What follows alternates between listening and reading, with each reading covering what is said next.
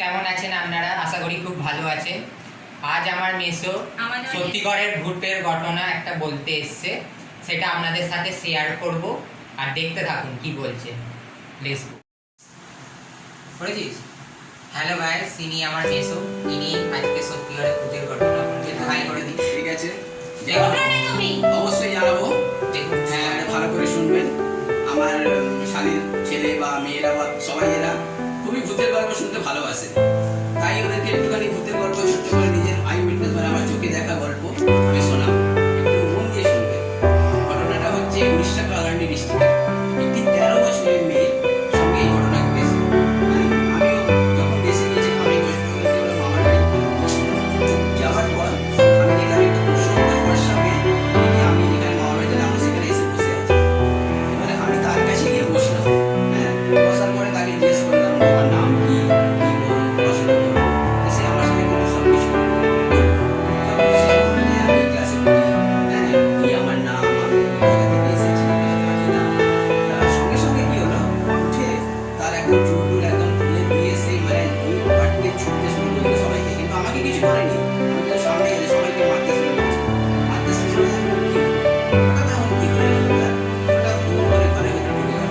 ঢুকে গিয়ে আমার যেখানে মাটি, যারা আমার নিশ্চয়ই জানেন দেশের বলে একবার হাঁটতে এসছে, সেখানে গিয়ে দাঁড়িয়ে পড়লো। আমি গিয়ে পেছন থেকে তাকে টেনে ধরে আনলাম। ধরতে আমাকে একদম তাড়া করলো। আমি ছুটে চলে এলাম। ছুটে চলার পরে আশেপাশে সব শুনলাম যে কি ব্যাপার, এরা কেন করছে। বলছে যে না, একে তো বহুত বড় ভূতে ধরে আছে, তুমি কেন ওর কাছে গেলে? আমি তো জানি না যে ধরে আছে বলে। তারপরে শুনলাম যে না, খুব বড় ওকে ভূতে ধরে আছে। সে রাত্রিবেলা কোনো একটা জায়গা থেকে ফিরছিল, ফেরার পথে কোনো একটা গাছের তলা দিয়ে আসছিল, সেই গাছের তলা থেকে তাকে একটা ভূতে আকৃষ্ট করেছিল। তা আমরা ভাবলাম যে কী ব্যাপার, এমন ভূতে আসবে, তার থেকে এরকম অবস্থা হয়ে গেল। বলে হ্যাঁ। তারপর একটু রোজা গুনি এটা সেটা দেখালাম, আমি সবসময় উইটনেস ছিলাম।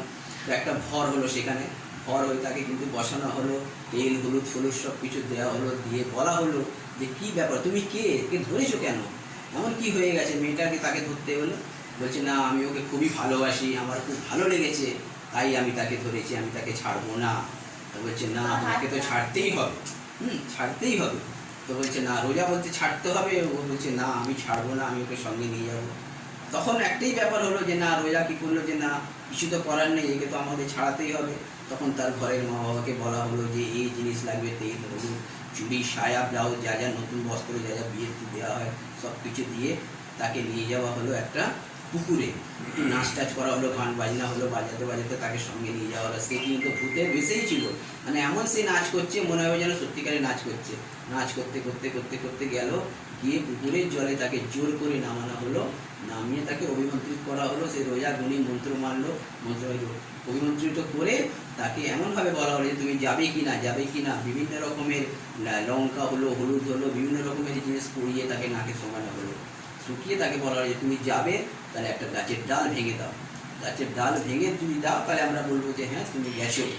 তখন কি করলো, অনেক কষ্টে তাকে সে বললো ঠিক আছে আমি যাচ্ছি, আমি যাচ্ছি বলে গাছের একটুখানি ডাল একটা জায়গা থেকে ভেঙে গেল। সেটা আমি ওখানে উপস্থিত ছিলাম।